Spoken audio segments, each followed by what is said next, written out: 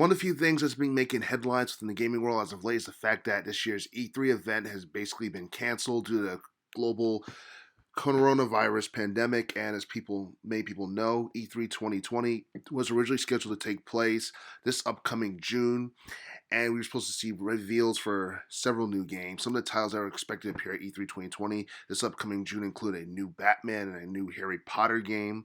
And for those who are unaware, a new Batman game was teased this past year in 2019 by Warner Brothers Montreal. The last major Batman installment we ever got to see on a major game system, discounting the VR game from 2016, was Batman Arkham Knight from 2015. And Arkham Knight appeared for multiple game consoles following its release, including the PlayStation 4, Xbox One, and Microsoft Windows, and it was one of the most popular action adventure titles of 2015. As far as Harry Potter is concerned, the most recent installment that we got to see within the series came out back in 2019, this past year, on mobile devices.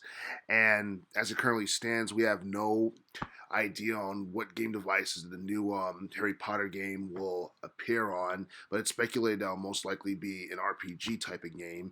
And as far as E3 2020 is concerned, it turns out that it's basically being, the event, the gathering where there's a lot of people in an arena is pretty much being canceled. And it turns out that we're basically going to get, I guess, live streams of, certain companies, advertising their products and all that stuff. So as far as, companies like, Sony, Sony wasn't going to be at this year's E3 2020 because remember they didn't show up last year at E3 2019. So I think Sony's just completely, just done with E3 in general. But as far as different companies are concerned, such as EA, Electronic Arts, and all those other, they're most likely going to live stream their presentations, similar to how Nintendo does live streaming in terms of their events with Nintendo Direct. And I feel like this is something, I guess, it's the only thing you can do in a situation like this. This pandemic has definitely made things very inconvenient for a lot of people, but I'm pretty sure the gaming companies could find some way to adapt to all of that and still give us a pretty good show in the best ways that they know how to. As far as live streaming in general is concerned, I wouldn't be surprised if this becomes more common because we have no idea when the coronavirus pandemic is going to die down.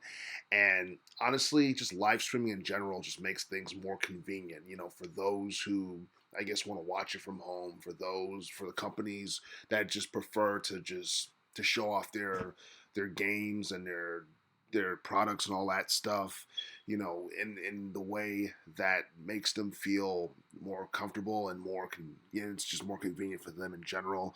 But as far as the dates are concerned in relation to when these live streaming events are going to take place, we have no idea. Hopefully, we'll learn more about the dates as the weeks go by. As far as you know, press conferences are concerned, hopefully, we'll probably see, very little of those more and more in the future, and hopefully this thing will pass sooner than later.